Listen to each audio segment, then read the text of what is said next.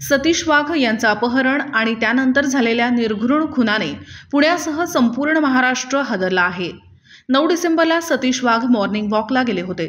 त्यानंतर थेट त्यांचा मृतदेह लोणी काळभोर परिसरातील घाटात आढळला आहे। अपहरणानंतर अवघ्या काही मिनिटांत धावत्या गाडीत सतीश वाघ यांची हत्या करण्यात आली। सतीश वाघ यांच्या पत्नी मोहिनी वाघ हिनेच आपला प्रियकर अक्षय जावळकर याला सुपारी देऊन ही हत्या केल्याचं पोलीस तपासात समोर आलं आहे। या प्रकरणी पोलिसांनी आतापर्यंत 6 जणांना बेड्या ठोकल्या आहेत। आता पोलिसांनी या प्रकरणातले पुरावे गोळा करायला सुरुवात केली आहे। आता पोलिसांनी पुराव्यांबाबत खळबळजनक खुलासा केला आहे। सतीश वाघ यांचा खून ज्या हत्यारानं करण्यात आला ते हत्यार आरोपींनी भीमा नदीत टाकलं आहे। आरोपी नवनाथ गुरसाळे आणि त्याचा साथीदार आरोपी सतीश जाधव या दोघांनी मिळून वाघ यांच्या खुनासाठी वापरलेले हत्यार पेरणे फाटा येथे भीमा नदी पात्रात टाकलं आहे। पोलिसांना सुगावा लागू नये म्हणून आरोपींनी मृतदेहापासून अनेक किलोमीटर लांब नदीपात्रात ही हत्यारं टाकली।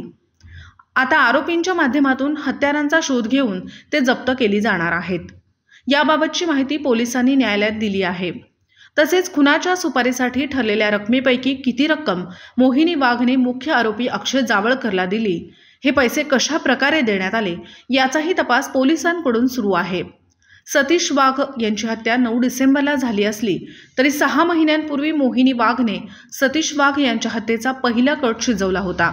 तिने एका ओळखीच्या व्यक्तीकडे वाघ यांना मारण्याची विचारणा केली होती, मात्र समोरच्या व्यक्तीने सुपारी घेण्यास नकार दिला। त्यामुळे मोहिनीने आपला प्रियकर अक्षय जावळकरला 5 लाखांची सुपारी दिली। त्यानंतर हे हत्याकांड घडलं। हल्लेखोरांनी सतीश वाघ यांचे अपहरण केल्यानंतर त्यांच्या अंगावर जवळपास 72 वार केले। सतीश वाघ हे दारू पिऊन मोहिनी वाघ यांना सतत त्रास देत होते, तसेच प्रेमसंबंधात आड येत होते। तसेच मोहिनीला सतीश वाघ यांचे आर्थिक व्यवहार आपल्या ताब्यात घ्यायचे होते। याच कारणातून ही हत्या झाल्याचं पोलीस तपासात उघड झालं आहे। या प्रकरणात आता पोलीस पुरावे गोळा करत आहेत।